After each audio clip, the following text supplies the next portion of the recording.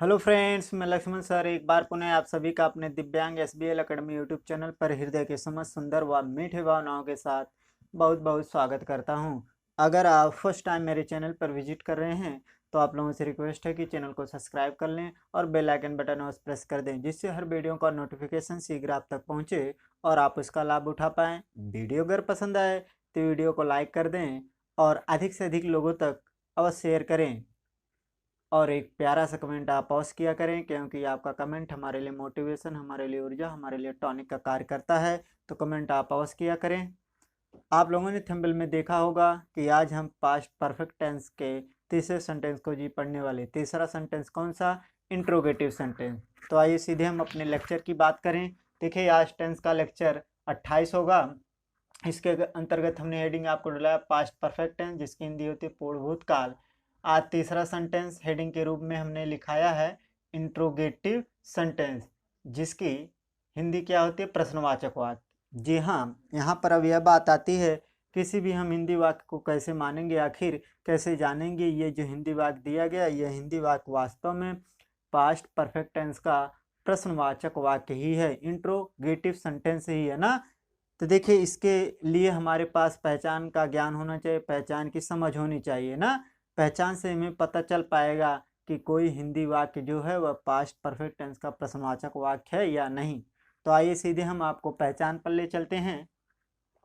तो देखिए, हमने हेडिंग डाला पहचान, जिसकी अंग्रेजी होती है सिम्पटम। इसके अंतर्गत हमने आपको लिखाया है, जिस हिंदी वाक्य के पहले या बीच में प्रश्नवाचक शब्द आया हो और क्रिया के अंत में चुका था, चुकी थी, चुके थे या आइए आदि शब्दों के साथ एकल या दो कार्यों का वर्णन होता है, तो हम जान जाते हैं कि यह वाक्य पास्ट परफेक्ट टेंस का प्रश्नवाचक वाक्य है। जी हाँ, क्या?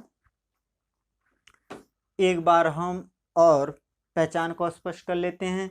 पहचान के अंतर्गत हमने आपको यही लिखाया है, जिस हिंदी वाक्य के पहले या बीच में प्रश्नवाचक शब्द आया हो। प्रश्नवाचक शब्द कौन हो सकते हैं? क्या, क्यों, कैसे, कहाँ, कब, ये ना। जिस हिंदी वाक्य के पहले या बीच में प्रश्नवाचक शब्द आया हो और क्रिया के अंत में चुका था, चुकी थी, चुके थे या आइए आदि शब्द आते हैं। आदि शब्दों के साथ, आदि शब्दों के साथ एकल या दो कार्यों का वर्णन होता, तो हम जान जाते हैं कि यह वाक्य पास्ट परफेक्ट टेंस का कौन सा वाक्य है? प्रश्नवाचक वाक्य। मुख्य शब्द क्या होना चाहिए? वाक्य के पहले या बीच में क्या? प्रश्नवाचक शब्द होना चाहिए। कौन सा प्रश्नवाचक शब्द? क्या, क्यों, कैसे, कहाँ, कब, इन्हीं में से कोई एक हो सकता है ना। और क्रिया के अंत में चुका था, चुकी थी, चुके थे हो सकते हैं, या आइए ये खुद आ सकते हैं, या इनके मात्रा आ सकते हैं। देखिए, आइए खुद आ सकता है या इनके मात्रा आ सकते हैं, और इनके साथ प्लस था भी आ सकता है ना। प्लस था भी ना, ये आ सकते हैं या इनके मात्रा के साथ था भी आ सकता है ना। और इस वाक्य में एक कार्य का चर्चा हो सकता है या दो कार्यों का चर्चा हो सकता है ना। और ज्यादातर दो कार्य वाले ही वाक्य हमारे सामने पढ़ते हैं ना। तो एक कार्य की चर्चा मिले, दो कार्य का चर्चा हमें मिले, तो हम आश्चर्य हो जाएंगे, हम निश्चिंत हो जाएंगे कि यह जो वाक्य है वास्तव में पास्ट परफेक्ट टेंस का प्रश्नवाचक वाक्य ही है ना। तो आशा करते हैं आप इसे समझ पाए होंगे। आइए हम अब आगे चलें। देखिए, हमने आपको हेडिंग डाला नियम में। हमने आपको पिछले कई लेक्चरों में बताया है कि जब भी हम किसी टेंस का प्रश्नवाचक या प्रश्नवाचक धन नकारात्मक वाक्य पढ़ेंगे, उनके लिए हम दो नियम पढ़ते हैं। दो नियम क्यों पढ़ते हैं? हमने आपको बताया था, क्योंकि प्रश्नवाचक वाक्य में प्रश्नवाचक शब्द जो होता है वाक्य के पहले भी आता है तो वाक्य के बीच में आता है। तो दोनों के लिए थोड़ा सा हल्का सा केवल चेंज होता है नियम ए और नियम बी में ना। तो नियम ए वहाँ पर हम लागू करके ट्रांसलेट बनाते किसी हिंदी वाक्य का जिसमें प्रश्नवाचक शब्द वाक्य के पहले आता है, और नियम बी वहाँ पर लागू करके हम ट्रांसलेट बनाते, अनुवाद करते हैं जहाँ पर प्रश्नवाचक शब्द वाक्य के बीच में आता है ना। तो आइए हम देखते हैं नियम ए को। पहले देखिए, नियम ए का पहला पॉइंट क्या कहता है? यही कहता है, यदि प्रश्नवाचक शब्द वाक्य के पहले आया हो तो सर्वप्रथम कर्ता एक वचन हो या बहुवचन हो, दोनों कर्ता के साथ हैड सहायक क्रिया का प्रयोग करते। जी हाँ, नियम ए का पहला पॉइंट यही कहता है, यदि यदि प्रश्नवाचक शब्द वाक्य के पहले आया हो तो सर्वप्रथम कर्ता एक वचन हो या कर्ता बहुवचन। कर्ता चाहे he she it this that name एक वचन हो या कर्ता बहुवचन, जैसे आई यू वी ना दिस दोज ना, यह बहुवचन करता हो ना, यानी सब्जेक्ट सिंगुलर नंबर हो या सब्जेक्ट प्लूरल नंबर हो, दोनों कर्ता के साथ हमें किसका प्रयोग कर देना, सबसे पहले हैड सहायक क्रिया का प्रयोग कर देना, प्रश्नवाचक शब्द अगर वाक्य पहले आएगा ना। दूसरा पॉइंट क्या कहता है, दूसरा पॉइंट कहता है कर्ता को लिखते हैं, इसके बाद हम सब्जेक्ट को लिख देंगे कर्ता को। तीसरा कहता है मेन वर्ब का थर्ड रूप यानी मुख्य क्रिया का थर्ड रूप हम प्रयोग करेंगे। इसके बाद चौथा पॉइंट कहता कर्म को लिखते हैं, पांचवा कहता अन्य को लिखते हैं। नियमेय हुआ। आइए नियमेय का हम स्ट्रक्चर और फार्मूला देख लेते हैं। देखिए स्ट्रक्चर या फार्मूला नियमेय का क्या, सबसे पहले क्या हेल्पिंग वर्ब यानी सबसे पहले सहायक क्रिया को लिखेंगे, और सहायक क्रिया आप जानते हैं क्या है, हेड है ना, यानी सबसे पहले हेड हम लिख देंगे कर्ता एक वचन या बहुवचन दोनों कर्ता के साथ ना। इसके बाद सब्जेक्ट यानी कर्ता को लिखेंगे, इसके बाद मेन वर्ब का थर्ड रूप यानी मुख्य क्रिया का तीसरा रूप लिखेंगे, इसके बाद ऑब्जेक्ट यानी कर्म को लिखेंगे, इसके बाद अदर यानी अन्य को लिखेंगे। तो आशा करते नियमों को भी आप स्पष्ट समझ पाए होंगे। आइए आगे चलें। देखिए नेक्स्ट हेडिंग हमने डलाया नियम बी। नियम बी का पहला पॉइंट क्या कहता है, यदि प्रश्नवाचक शब्द वाक्य के बीच में आया हो तो सबसे पहले उस प्रश्नवाचक शब्द की अंग्रेजी को लिखते हैं। जी हाँ, नियम बी का पहला पॉइंट यही कहता है, यदि प्रश्नवाचक शब्द वाक्य के बीच में आया हो तो सबसे पहले उस प्रश्नवाचक शब्द की अंग्रेजी को लिखते हैं, यानी नियम बी वहां लागू करेंगे जहां पर प्रश्नवाचक शब्द वाक्य के बीच में होगा ना। तो देखिए दूसरा पॉइंट क्या कहता, नियम बी का यही कहता कर्ता एक वचन या कर्ता बहुवचन दोनों कर्ता के साथ हैड सहायक क्रिया का प्रयोग करते हैं। जी इसमें भी कर्ता एक वचन होगा या कर्ता बहुवचन दोनों कर्ता के साथ हैड सहायक क्रिया की प्रयोग हमें करना होगा। तीसरा पॉइंट कहता है नियम बी का कर्ता को लिखते हैं। चौथा पॉइंट कहता है मुख्य क्रिया का थर्ड रूप का प्रयोग करते हैं, यानी मुख्य क्रिया के तीसरे रूप को लिखेंगे। और चौथा पांचवा कहता कर्म को लिखते हैं, छठा कहता अन्य को लिखते हैं। जी हाँ, आइए अब नियम बी के स्ट्रक्चर या फार्मूला को हम देख लेते हैं। देखिए नियम बी का स्ट्रक्चर या फार्मूला क्या है, सबसे पहले किसे WH को लिखते हैं यानी प्रश्नवाचक शब्द की अंग्रेजी को। आपको विदित है, आपको ज्ञात है कि जितने भी प्रश्नवाचक शब्द होते हैं वह सभी लोग क्या WH से शुरू होते हैं ना, वाट हो या वेयर हो, वाई हो, विच हो ना, सभी लोग क्या या व्हेन हो, सभी लोग WH से शुरू होते हैं, यानी सबसे पहले प्रश्नवाचक शब्द की अंग्रेजी को लिखेंगे। इसके बाद हेल्पिंग वर्ब यानी सहायक क्रिया को लिखेंगे, और सहायक क्रिया आप जानते हैं कौन सा, हेड है, उसे लिखेंगे। इसके बाद सब्जेक्ट यानी कर्ता को लिखेंगे। नेक्स्ट मुख्य क्रिया का थर्ड रूप लिखेंगे। इसके बाद ऑब्जेक्ट यानी कर्म को लिखेंगे। इसके बाद अदर यानी अन्य को लिखेंगे। तो आशा करते ओवरऑल आप नियम बी पहचान और स्ट्रक्चर को समझ पाए होंगे। आप इनका अब स्क्रीनशॉट ले लें। आइए अब हम आगे चलते हैं। देखिए हमने पहचान नियम को देखा, अब बात आती है ट्रांसलेट सीखने की।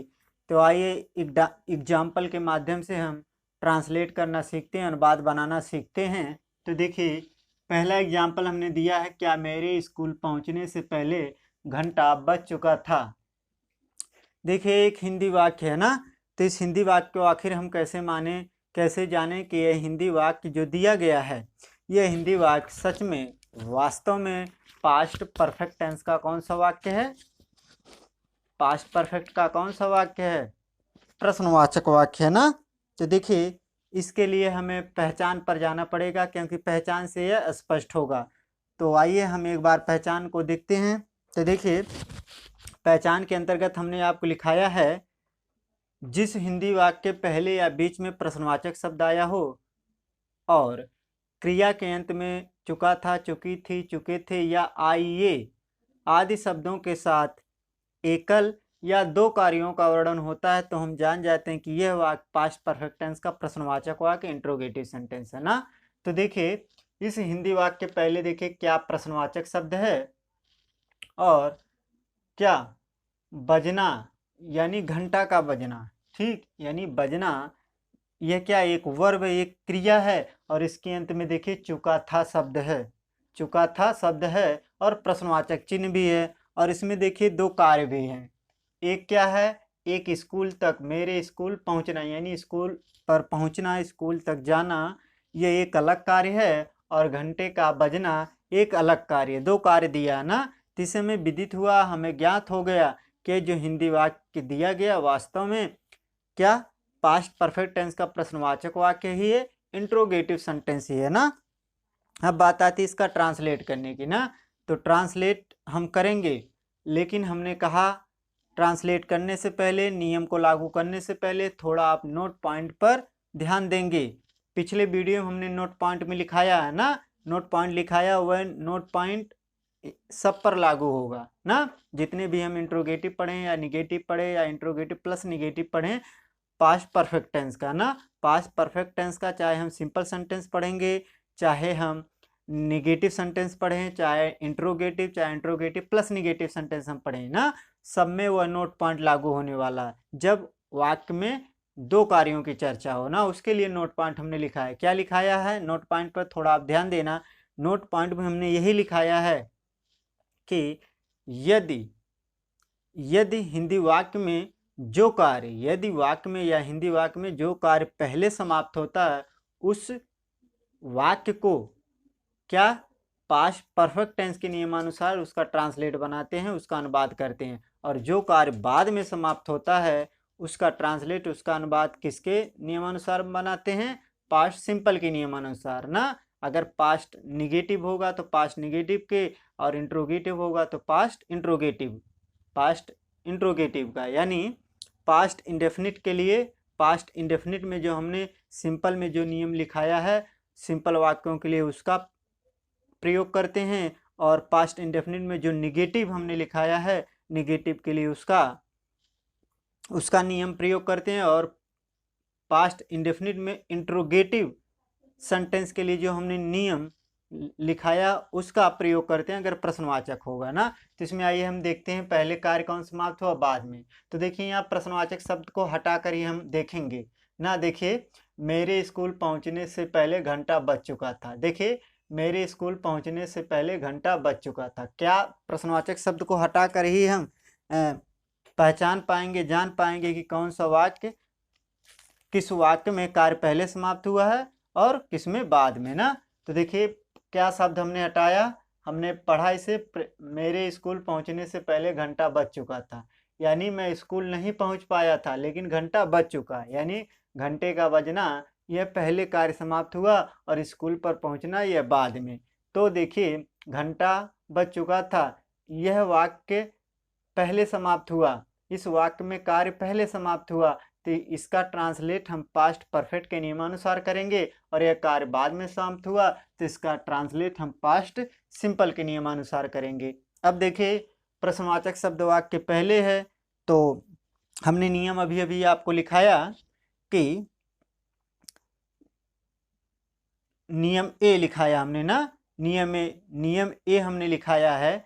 यहाँ पर नियम ए लागू होगा। क्यों लागू होगा? क्योंकि प्रश्नवाचक शब्द वाक्य पहले है ना।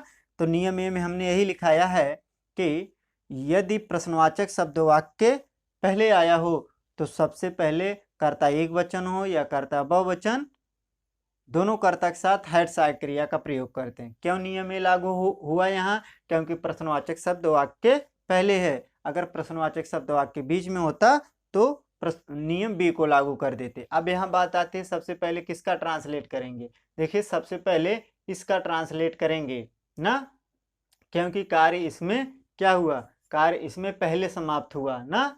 और से पहले से जो वाक्य जुड़ा रहता है, ज़्यादातर से पहले से जो वाक्य जुड़ा रहता है ज़्यादातर उसी वाक्य का हम ट्रांसलेट कर लेते हैं जिसमें कार्य पहले समाप्त होता है ना, ज़्यादातर। तो आइए इसका ट्रांसलेट करें। तो देखिए नियम ए का पहला पॉइंट क्या कहता है, ये कहता है नियम ए ही लागू होगा क्योंकि प्रश्नवाचक शब्द वाक्य पहले है ना। तो नियम ए का पहला पॉइंट ये कहता है यदि प्रश्नवाचक शब्द वाक्य पहले आया हो तो सब प्रथम कर्ता एक वचन या बहुवचन दोनों कर्ता के साथ हेड सहायक क्रिया का प्रयोग करेंगे। तो हम यहाँ हेड लिख देंगे, तो हमने हेड को लिख दिया। ठीक। अब दूसरा पॉइंट कहता है क्या, नियम का कि कर्ता को लिखते हैं। इस वाक्य में कर्ता कौन है? घंटा। घंटा की अंग्रेजी क्या होती है? The bell. द बेल हमने लिख दिया। ठीक। इसके बाद नेक्स्ट पॉइंट क्या कहता है? नेक्स्ट पॉइंट यही कहता है कि नियम ए का तीसरा पॉइंट यही कहता है कि मुख्य क्रिया का थर्ड रूप लिखते हैं। मुख्य क्रिया का थर्ड रूप यानी बजना। बजना क्या है? मुख्य क्रिया है। तो बजना की अंग्रेजी रिंग होती है, लेकिन इसका थर्ड रूप हो जाएगा रंग। ठीक ठीक। आइए आगे चलें। नेक्स्ट पॉइंट कहता है कि कर्म को लिखते हैं वही घंटे का बजना ही क्या हुआ, घंटे का बजना ही क्या कर्म हो गया ना। अब यहाँ पर यह वाक्य पूरा हुआ। अब से पहले है ना, तो हमने नोट पॉइंट में लिखाया है कि यदि वाक्य में के बाद शब्द आए तो उसके लिए आफ्टर का प्रयोग करते हैं, और से पहले या पूर्व शब्द आए, से पूर्व शब्द आए तो उसके लिए बिफोर का प्रयोग करते हैं। तो से पहले के लिए किसका, बिफोर, बिफोर से वाक्य को जोड़ देंगे। ठीक। अब इस वाक्य का ट्रांसलेट करेंगे। क्यों इसका अब करेंगे, क्योंकि इसमें कार्य क्या हुआ, अभी बाद में समाप्त हुआ, और इसमें कार्य बाद में समाप्त हुआ है, तो इसका अनुवाद किसके अनुसार करेंगे, पास्ट सिंपल के नियम अनुसार। यानी पास्ट इंडेफिनिट टेंस में जो सिंपल अफर्मेटिव सेंटेंस का जो नियम हमने लिखाया है उसके अनुसार इसका ट्रांसलेट करेंगे। तो चलिए वहां पर आप ध्यान देना, उसमें हमने क्या लिखा है, सबसे पहले कर्ता को लिखते हैं नियम में ना। तो कर्ता यहाँ कौन है, मेरे की अंग्रेजी यहाँ क्या हो जाएगी, आई। तो आई को हमने लिख दिया। दूसरा पॉइंट क्या कहता है, नियम का दूसरा पॉइंट कहता है कि मुख्य क्रिया का सेकंड रूप लिखते हैं। मुख्य क्रिया कौन है, पहुंचना का अंग्रेजी क्या होगी, रीच्ड, रीच होता, लेकिन इसमें SHED जोड़ देंगे तो क्या हो जाएगा, रीच्ड सेकंड रूप हो जाएगा। ठीक। इसके बाद नेक्स्ट पॉइंट क्या कहता है कि कर्म को लिखते हैं। कर्म कौन होगा, स्कूल, आई रीच्ड स्कूल, या द स्कूल भी कर सकते हो आप। ठीक। और अंत में प्रश्नवाचक चिन्ह। क्या हुआ, translate complete. Had the bell rung before I reached the school. आइए आगे चलें। देखिए दूसरा एग्जाम्पल दिया है, क्या सूरज निकलने से पहले वे चाय पी चुके थे। देखिए यह भी एक हिंदी वाक्य है। आइए इसका भी हम ट्रांसलेट करने से पहले इसका पहचान देख लें, पहचान से इसको स्पष्ट कर लें। तो देखिए पहचान के अंतर्गत हमने आपको ये लिखाया है, जिस हिंदी वाक्य के पहले या बीच में प्रश्नवाचक शब्द आया हो और क्रिया के अंत में चुका था, चुकी थी, चुके थे या आइए आदि शब्दों के साथ एकल या दो कार्यों का वर्णन होता है, तो हम जान जाते हैं कि यह वाक्य पास्ट परफेक्ट टेंस का कौन सा वाक्य है, प्रश्नवाचक वाक्य, इंट्रोगेटिव सेंटेंस है। तो देखिए इस हिंदी वाक्य के पहले क्या प्रश्नवाचक शब्द है, और पीना क्या है, एक वर्ब, एक क्रिया है, और इसके अंत में चुके थे शब्द है और प्रश्नवाचक चिन्ह भी लगा है। तो हमें स्पष्ट हुआ, हमें ज्ञात हो गया कि यह जो हिंदी वाक्य है वास्तव में पास्ट परफेक्ट टेंस का प्रश्नवाचक वाक्य ही है ना, प्रश्नवाचक वाक्य ही है।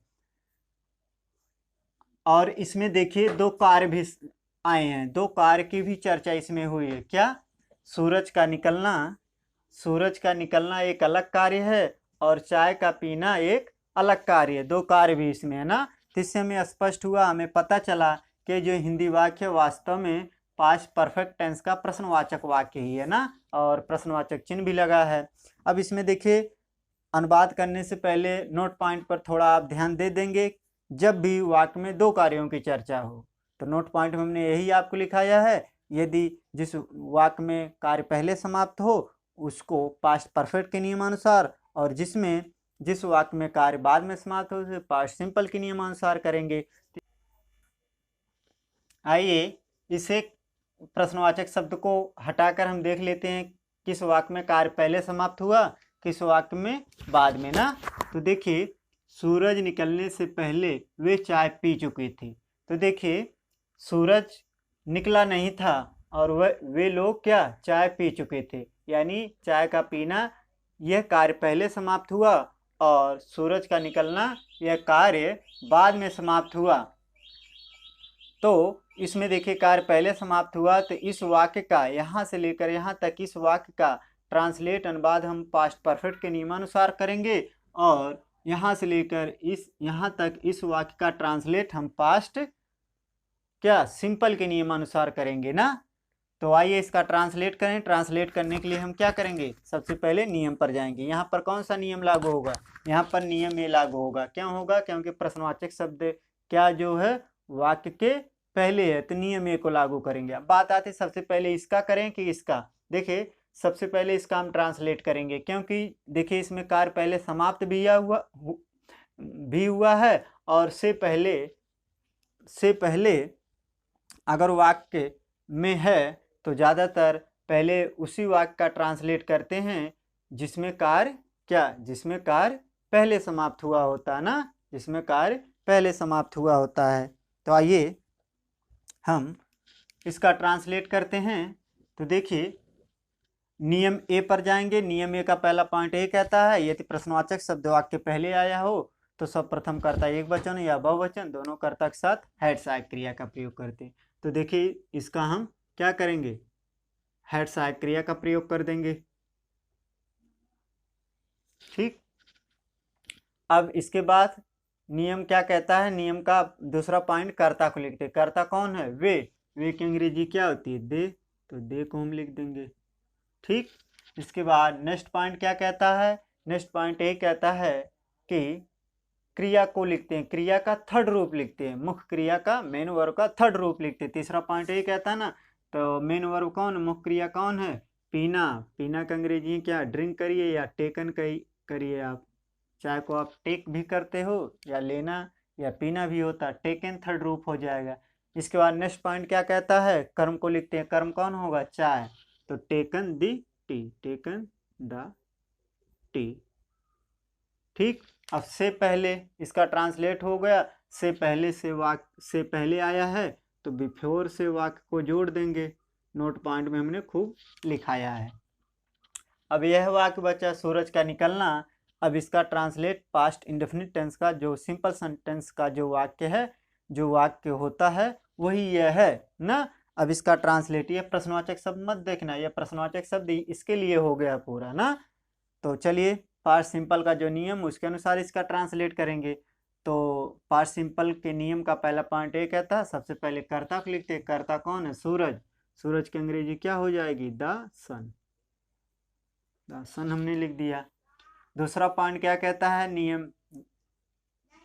नियम का किसके नियम का, पास्ट सिंपल का, यही कहता है मुख्य क्रिया का सेकंड रूप लिखते हैं। मुख्य क्रिया क्या, सूरज का निकलना, तो सेकंड रूप क्या होता है, राइज का रोज हो जाता है, सेकंड रूप ना, दूसरा रूप, मुख्य क्रिया का दूसरा रूप रोज हो जाता है, रोज प्रश्नवाचक चिन्ह। क्या हुआ ट्रांसलेट हमारा, had they taken the tea before the sun rose. आइए आगे चलें। देखिए तीसरा एग्जाम्पल दिया, क्या बस छूटने से पहले हम बस स्टॉप पर पहुंच चुके थे। देखिए पहचान के अनुसार हिंदी वाक्य के पहले या बीच में प्रश्नवाचक शब्द होना चाहिए। तो देखिए यहाँ पर प्रश्नवाचक शब्द क्या लगा है ना हिंदी वाक्य के पहले, और पहुंचना क्या, एक मुख्य क्रिया है, एक क्रिया है, और इसके अंत में देखिए चुके थे शब्द और प्रश्नवाचक चिन्ह भी लगा है। और इसमें देखिए इस वाक्य में दो कार्यों की चर्चा भी हुई है, क्या, बस का छूटना यानी बस का चल देना एक अलग कार्य है, और हम बस स्टॉप पर पहुंचे ये अलग कार्य, बस स्टॉप पर पहुंचना अलग कार्य है, और बस का छूटना, स्टार्ट हो जाना, चल देना, यह एक अलग कार्य है ना। तो यानी दो कार्यों की इसमें चर्चा हुई है। तो हमें विदित हुआ, हमें पता चल गया जो हिंदी वाक्य है वास्तव में हिंदी वाक्य पास्ट परफेक्ट टेंस का कौन सा वाक्य है, प्रश्नवाचक वाक्य ही है। अब बात आती है इसका ट्रांसलेट करने की, तो ट्रांसलेट करेंगे लेकिन थोड़ा बात नोट पॉइंट पर ध्यान देंगे हम ना। नोट पॉइंट में हमने आपको यही लिखाया है, जिस वाक्य में कार्य पहले समाप्त हो उसको पास्ट परफेक्ट के नियमानुसार, और जिस वाक्य में कार्य बाद में समाप्त हो उसे पास्ट सिंपल के नियमानुसार इनका ट्रांसलेट करते हैं। अभी हम देखेंगे इस वाक्य में कौन सा कार्य पहले समाप्त हुआ कौन सा बाद में। प्रश्नवाचक शब्द क्या को हटाकर ही हम देखेंगे, क्योंकि क्या को लगाकर आप प्रश्न करेंगे तो प्रश्न हो जाएगा ना, तो वहाँ पता नहीं चलेगा कौन सा कार्य पहले समाप्त हुआ कौन बाद में ना। क्या को हटाइए। अब देखिए यहाँ से देखिए, बस छूटने से पहले हम बस स्टॉप पर पहुँच चुके थे। देखिए बस छूटा नहीं था, बस चला नहीं था, लेकिन हम बस स्टॉप पर पहुँच चुके थे ना। तो यानी हम बस स्टॉप पर पहुँच चुके थे, यह कार्य पहले समाप्त हुआ, यह कार्य पहले समाप्त हुआ। यानी इस वाक्य का ट्रांसलेशन हम पास्ट परफेक्ट के नियमानुसार करेंगे, और बस का छूटना इस वाक्य का ट्रांसलेट हम पास्ट सिंपल के नियमानुसार करेंगे ना। तो इसका अनुवाद करें, तो अनुवाद करने के लिए हम नियम पर जाएंगे, और यहाँ पर कौन सा नियम लागू होगा, यहाँ पर नियम ए लागू होगा। क्यों? क्योंकि प्रश्नवाचक शब्द वाक्य के पहले है ना। तो अब बात आती है सबसे पहले किसका ट्रांसलेट करेंगे। देखिए सबसे पहले इसका ट्रांसलेट कर देंगे। क्यों? क्योंकि इसमें कार्य पहले समाप्त हो रहा है और पहले से जुड़ा भी है। तो ज़्यादातर से पहले से जो वाक्य जुड़ा रहता है तो उसी वाक्य का ट्रांसलेट हम पहले कर देते हैं, जिसमें वाक्य सबसे पहले उसी का ट्रांसलेट करते हैं, उसी को लिखते हैं सबसे पहले जिसमें कार्य पहले समाप्त हुआ होता है। तो इसका ट्रांसलेट करें तो नियम ए के अनुसार ही हम इसका ट्रांसलेट करेंगे। तो देखिए नियम ए का पहला पॉइंट ए कहता है यदि वाक्य के पहले प्रश्नवाचक शब्द आया हो तो सर्वप्रथम कर्ता एक वचन हो या बहुवचन दोनों कर्ता के साथ हैड सहायक क्रिया का प्रयोग करेंगे। तो हम यहाँ हैड लिख देंगे, तो हमने हैड को लिख दिया। अब दूसरा पॉइंट क्या कहता है नियम ए का कि किसे लिखते हैं, कर्ता को लिखते हैं। कर्ता कौन है? हम की अंग्रेजी क्या होगी? वी। तो वी को हमने लिख दिया। इसके बाद तीसरा पॉइंट क्या कहता है नियम ए का कि मुख्य क्रिया का थर्ड रूप लिखते हैं। मुख्य क्रिया क्या? पहुंचना। पहुंचना क्या? पहुंच चुके थे। पहुंचना की अंग्रेजी क्या होती है? रीच। लेकिन हमें थर्ड रूप लिखना तो ईडी जोड़ देंगे तो थर्ड हो जाएगा, रीच्ड हो जाएगा थर्ड रूप। नेक्स्ट पॉइंट क्या कहता है कि कर्म को लिखते हैं। तो कर्म को लिखते हैं तो कर्म क्या होगा? रीच्ड। कर्म क्या हो जाएगा? बस स्टॉप, यानी reached bus stand. Reached the bus stand. Bus stand.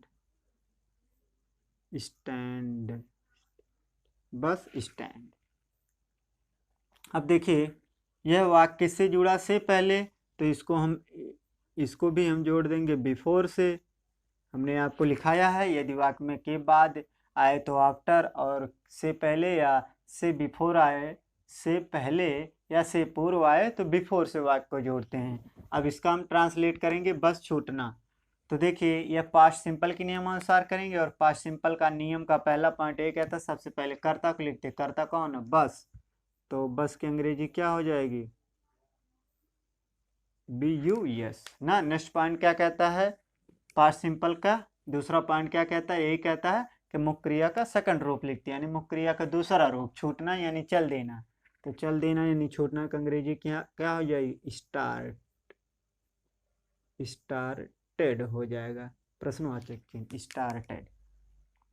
तो हमारा ट्रांसलेट कंप्लीट हुआ। Had we reached the bus stand before the bus started. आइए आगे चलें।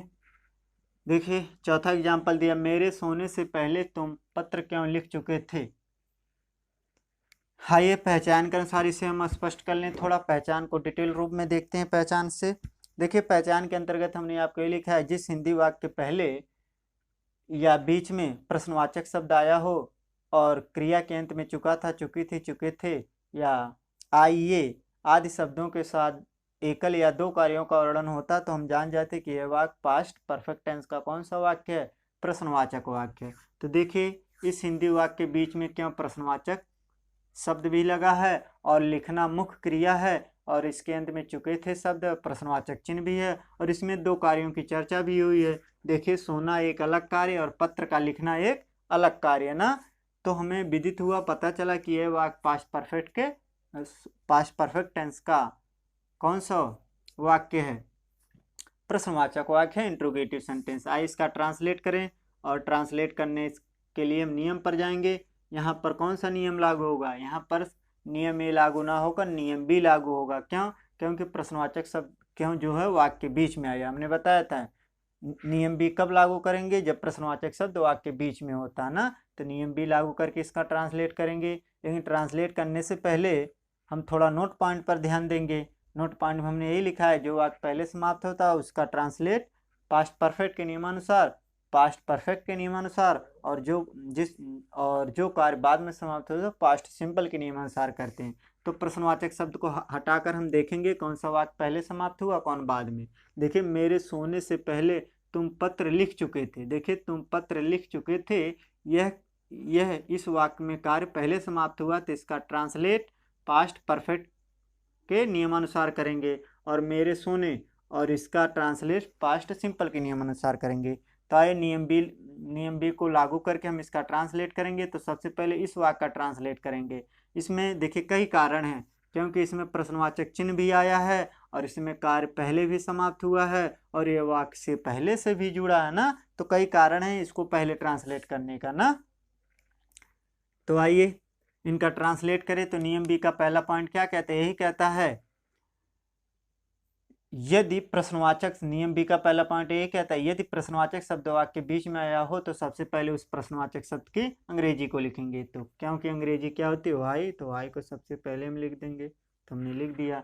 दूसरा पॉइंट क्या कहता है नियम बी का, यही कहता कर्ता एक वचन हो या कर्ता बहुवचन, दोनों कर्ता के साथ हेड सहायक क्रिया का प्रयोग। चलिए तो हेड को हम लिख देंगे, तो हमने हेड को लिख दिया। अब तीसरा पॉइंट क्या कहता है नियम बी का, यही कहता कर्ता को लिखते हैं। कर्ता कौन है, तुम की अंग्रेजी क्या होगी यू, तो यू को हमने लिख दिया। इसमें कर्ता, देखिए इस वाक्य में कर्ता तुम है ना, तो इसको हम लिखेंगे।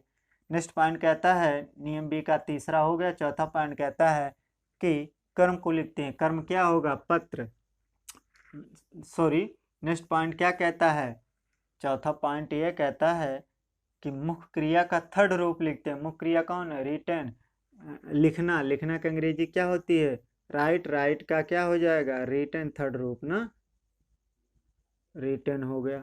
नेक्स्ट पॉइंट क्या कहता है, पांचवा पॉइंट क्या कहता है नियम बी का कि कर्म को लिखते हैं। कर्म क्या हो जाएगा, पत्र, पत्र जब आप लिखेंगे वह आपका कर्म होगा, रिटन आ लेटर कर सकते हो आप,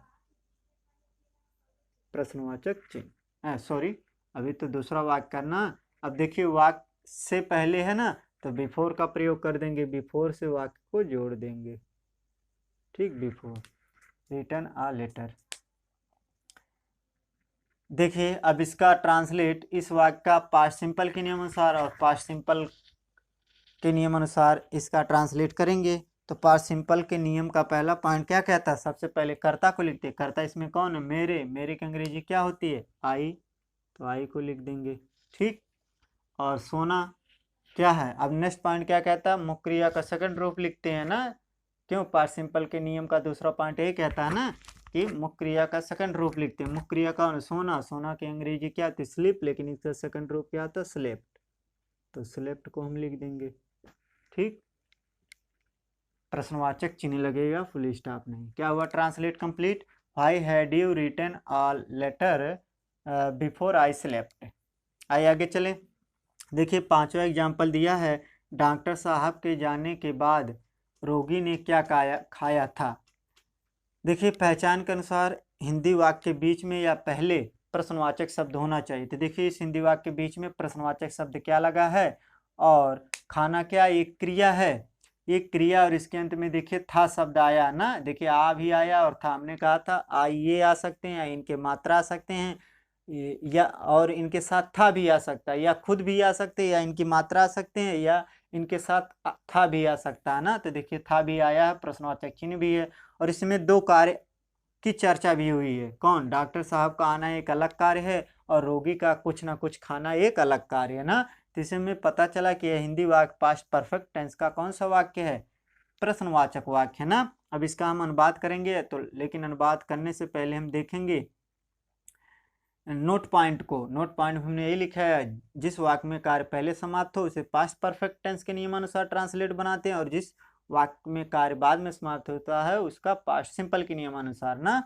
तो देखिए अब यहाँ पास्ट सिंपल लागू होगा, पास्ट का और कोई नियम ना। देखिए अब यहाँ हम प्रश्नवाचक शब्द को हटा कर देखेंगे किस वाक्य में कार्य पहले समाप्त हुआ किस में बाद में। देखिए डॉक्टर साहब के जाने के बाद रोगी ने खाया था, यानी डॉक्टर साहब चल गए, डॉक्टर साहब के जाने के बाद रोगी ने खाया था, यानी देखिए इसमें इसमें कार्य क्या हुआ, इसमें कार्य बाद में समाप्त हुआ ना, और डॉक्टर साहब का जाना यह कार्य पहले समाप्त हुआ। तो इसका ट्रांसलेट हम पास्ट परफेक्ट के नियमानुसार करेंगे और इसका ट्रांसलेट पास्ट सिंपल के नियमानुसार। लेकिन यहाँ पास्ट सिंपल का कौन सा, पास्ट सिंपल नहीं, पास्ट इंट्रोगेटिव का यह नियम लागू होगा। पास्ट इंडेफिनिट टेंस का जो हमने इंट्रोगेटिव, पास्ट इंडेफिनिट टेंस में जो इंट्रोगेटिव सेंटेंस का हमने जो नियम लिखाया था वह यहाँ लागू होगा, क्योंकि इसमें प्रश्नवाचक शब्द वाक्य के बीच में है ना। तो देखिए यह वाक्य पूरा पास्ट इंडेफिनिट टेंस का इंट्रोगेटिव सेंटेंस हो गया ना, तो उसके अनुसार इसका ट्रांसलेट करेंगे ना, क्यों, पास्ट ना, उसके अनुसार करेंगे। और इसका ट्रांसलेट हम पास्ट परफेक्ट के नियमानुसार करेंगे। क्यों करेंगे? क्योंकि इसमें कार्य पहले समाप्त हुआ और इसमें कार्य बाद में समाप्त हुआ, इसलिए इसका ट्रांसलेट पास्ट इंट्रोगेटिव के अनुसार इसका करेंगे ना, वही पास्ट इंडेफिनिट टेंस का जो प्रश्नवाचक वाक्य का नियम है उसके अनुसार। अब बात आती है, सबसे पहले हम इसका ट्रांसलेट करेंगे इसका। तो देखिए सबसे पहले इसका ट्रांसलेट हम करेंगे, सबसे पहले इसे हम लिखेंगे, इस वाक्य को, रोगी ने क्या खाया था। क्यों? क्योंकि इसमें प्रश्नवाचक शब्द क्या पहले है, और देखिए के बाद इससे जुड़ा है, तो ज़्यादातर उस वाक्य को पहले करते हैं ट्रांसलेट जिसमें कार्य बाद में समाप्त होता है ना, तो इसमें बाद में समाप्त हो, सबसे पहले इसका ट्रांसलेट कर लेंगे। और इसमें प्रश्नवाचक चिन्ह भी इसमें बीच में आया, तो 2-3 कारण हैं इनका, सबसे पहले इनका ट्रांसलेट करने के लिए। तो देखिए पास्ट इंडेफिनिट टेंस का जो इंट्रोगेटिव सेंटेंस का नियम है उसको ध्यान में आप रखेंगे, तो इसमें हमने आपको लिखाया है कि नियम, प्रश्नवाचक नियम बी में हमने लिखाया है कि यदि हिंदी वाक्य में प्रश्नवाचक शब्द, यदि वाक्य में कहिए या हिंदी वाक्य में प्रश्नवाचक शब्द वाक्य बीच में आए, सबसे पहले उस प्रश्नवाचक शब्द की अंग्रेजी को लिखेंगे। तो इसकी अंग्रेजी हम लिख देंगे, क्या की अंग्रेजी क्या होती है, वाट, तो वाट हम लिख देंगे। नेक्स्ट पॉइंट क्या कहता है, ध्यान देना, नेक्स्ट पॉइंट में हमने यही लिखा है दूसरे पॉइंट में कि कर्ता एक वचन या कर्ता बहुवचन दोनों कर्ता के साथ डिड सहायक क्रिया का प्रयोग करते हैं, तो डिड हम यहाँ लिख देंगे सीधे। तीसरा पॉइंट हमने यही लिखाया है कि कर्ता को लिखते, कर्ता कौन है, रोगी, रोगी की अंग्रेजी यहाँ क्या होगी the patient, the patient. Next point क्या हमने लिखाया है नियम में कि किसे लिखते हैं, मुख्य क्रिया को लिखते हैं, मुख्य क्रिया का प्रथम रूप लिखते हैं। मुख्य क्रिया क्या, खाना, खाना की अंग्रेजी क्या हो जाएगी, खाना की अंग्रेजी क्या हो जाएगी, ईट, तो ईट हम लिख देंगे, ठीक, खाया। अब देखिए वाक्य में के बाद आया ना, इसका ट्रांसलेट हो गया, वाक्य में के बाद आया, तो के बाद के लिए किसका प्रयोग करते हैं, आफ्टर कहते हैं, हम आफ्टर लिख देंगे। तुमने देखिए आफ्टर लिख दिया। अब इसका ट्रांसलेट हम डॉक्टर साहब के जाने, डॉक्टर साहब का जाना, इसमें यह कार्य पहले समाप्त हुआ, तो इसका ट्रांसलेट हम पास्ट परफेक्ट के नियमानुसार करेंगे। अब देखिए पास्ट परफेक्ट टेंस का नियम यहाँ पर लागू करेंगे, तो देखिए पास्ट परफेक्ट का ये सिंपल वाला है ना, तो इसमें सबसे पहले किसे लिखेंगे, सबसे पहले कर्ता को लिखेंगे। कर्ता कौन है, डॉक्टर, तो द डॉक्टर हम यहाँ लिख देंगे, द डॉक्टर। पास्ट परफेक्ट के सिंपल के नियमानुसार करेंगे क्योंकि ये सिंपल वाक्य पूरा है ना, तो सबसे पहले कर्ता को लिखते, इसके बाद दूसरा पॉइंट हमने यही लिखा है, कर्ता एक वचन या कर्ता बहुवचन दोनों कर्ता के साथ किसका प्रयोग करेंगे, किसका प्रयोग करेंगे, हेड सहायक क्रिया, तो हेड को लिख देंगे, तो हेड हमने लिख दिया। इसके बाद नेक्स्ट पॉइंट हमने लिखाया नियम में, पास्ट परफेक्ट के सिंपल के नियम में क्या लिखाया, मुख्य क्रिया का थर्ड रूप लिखते हैं। मुख्य क्रिया क्या है, जाना, जाना का अंग्रेजी क्या होती है, गो, गो में क्या लगा देते, यानी लगा देते, तो ये थर्ड रूप हो जाता है। तो देखिए ट्रांसलेट कंप्लीट हुआ, what did the patient eat after the doctor had gone. आइए छठा एग्जाम्पल देखें, देखिए छठा एग्जाम्पल दिया, खाना खाने के बाद मैं उसके घर गया था, खाना खाने के बाद मैं क्या उसके घर गया था। यहाँ देखिए थोड़ा आप क्या इंक्लूड कर लेना क्योंकि प्रश्नवाचक वाक्य बनाना है ना। देखिए खाना खाने के बाद मैं क्या उसके घर गया था, यहाँ पर थोड़ा आप क्या लिख लेना बीच में, ठीक, क्या, यहाँ पर क्या आप इंक्लूड कर लेना, खाना खाने के बाद मैं क्या उसके घर गया था। देखिए आइए पहचान के अनुसार, डिटेल रूप में पहचान के अनुसार इसको हम स्पष्ट कर लेते हैं इस वाक्य को। देखिए पहचान के अंतर्गत हमने आपको ये लिखाया है, जिस हिंदी वाक्य के पहले या बीच में प्रश्नवाचक शब्द आया हो और क्रिया के अंत में रहा, चुका था, चुकी थी, चुके थे या आइए आदि शब्दों के साथ एकल या दो कार्यों का वर्णन होता है, तो हम जान जाते कि यह वाक्य पास्ट परफेक्ट टेंस का प्रश्नवाचक वाक्य इंट्रोगेटिव सेंटेंस। देखिए इस हिंदी वाक्य के बीच में क्या प्रश्नवाचक शब्द है और गया, गया और इसके अंत में था भी शब्द आया है, आ और था भी शब्द आया है और प्रश्नवाचक चिन्ह भी है, तो इससे हमें पता चला कि, और इसमें देखिए दो कार्यों का भी चर्चा हुई है। खाना खाना एक अलग कार्य है और उसके घर जाना एक अलग कार्य है। तो इससे हमें पता चला कि हिंदी वाक्य वास्तव में सच में पास्ट परफेक्ट टेंस का इंट्रोगेटिव सेंटेंस प्रश्नवाचक वाक्य है। आइए इसका ट्रांसलेट करें, और ट्रांसलेट करने के लिए नियम पर जाएंगे। यहाँ पर कौन सा नियम लागू होगा? यहाँ पर नियम बी लागू होगा। क्यों लागू होगा? क्योंकि प्रश्नवाचक शब्द क्या जो वाक्य के बीच में आया हो, तो नियम बी लागू होगा। लेकिन जब दो कार्यों की चर्चा होती है तो थोड़ा सा हम देख लेते हैं किस वाक्य में कार्य पहले समाप्त हुआ, किस में बाद में। क्योंकि जिस वाक्य में कार्य पहले समाप्त होता है उसका ट्रांसलेट पास्ट परफेक्ट के नियमानुसार करते हैं, और जिस वाक्य में कार्य बाद में समाप्त होता है उसका अनुवाद, उसका ट्रांसलेट पास्ट सिंपल के नियमानुसार करते हैं ना, और जिसमें पहले समाप्त होता है उसका पास्ट परफेक्ट के। तो आइए क्या प्रश्नवाचक शब्द को हटाकर हम देखते हैं। देखिए, खाना खाने के बाद मैं उसके घर गया, यानी खाना खाने के बाद मैं उसके घर गया था, यानी खाना खाना यह क्या है? यह खाना खाना यह कार्य पहले समाप्त हुआ, उसके बाद मैं घर गया, यानी इसका ट्रांसलेट पास्ट परफेक्ट के नियमानुसार करेंगे, और इसमें कार्य पहले समाप्त हुआ और इसमें कार्य बाद में समाप्त हुआ, तो इसका ट्रांसलेट, इस वाक्य के पूरे का ट्रांसलेट पास्ट सिंपल के नियमानुसार करेंगे। क्या पास्ट सिंपल के नियमानुसार इसका करेंगे?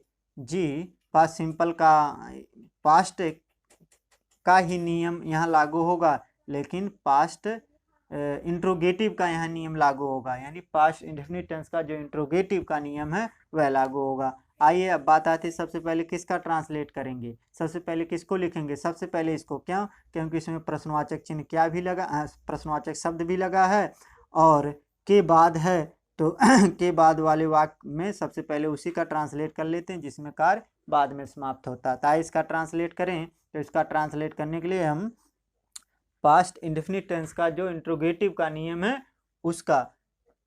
उसका प्रयोग करके, उस नियम का प्रयोग करके हम इसका ट्रांसलेट करेंगे, लेकिन उसमें भी नियम भी लागू होगा क्योंकि प्रश्नवाचक शब्द वाक्य के बीच में। तो नियम पास्ट इंडेफिनिट टेंस का जो इंट्रोगेटिव नियम हमने लिखाया है, इंट्रोगेटिव नियम जो भी हमने लिखाया उसको लागू करेंगे यहाँ।